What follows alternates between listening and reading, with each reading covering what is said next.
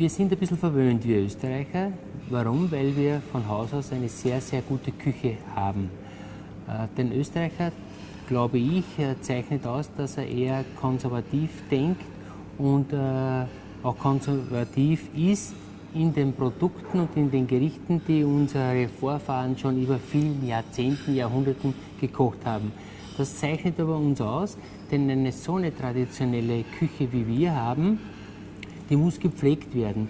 Und ich glaube, dass jeder einzelne Österreicher da mithilft, es zu pflegen, indem er diese Produkte kauft, sie kocht und sie immer wieder verzehren möchte, so wie in unserem Gasthaus, wo sehr, sehr viele Leute die traditionelle, herkömmliche österreichische Küche sehr schätzen. Also statistikmäßig weiß man ganz genau, dass der Österreicher natürlich sein Wiener Schnitzel und seine warmen Mehlspeisen sehr, sehr liebt.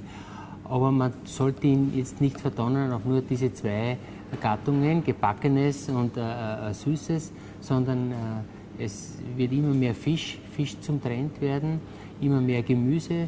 Und was mich persönlich sehr freut, ist, dass der österreichische Gast, aber auch der Kunde, der einfach Produkte einkauft, immer mehr Wert legt auf gesunde, bodenständige, natürliche Lebensmittel. Erstens einmal zählt bei mir schon eine gewisse Vielfalt, aber ich bin Wiederholungstäter. Es vergeht sicherlich nicht, sagen wir, 3 Wochen, dass ich nicht auch gerne einen Schweinsbraten oder Wiener Schnitzel möchte oder Erdäpfelsalat oder Kaiserschmarrn oder geröstete Leber.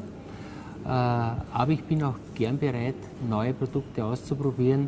Wie gesagt, die Vielfalt unserer guten Lebensmittel und Produkte in irgendeiner Form aufs Teller zu bringen.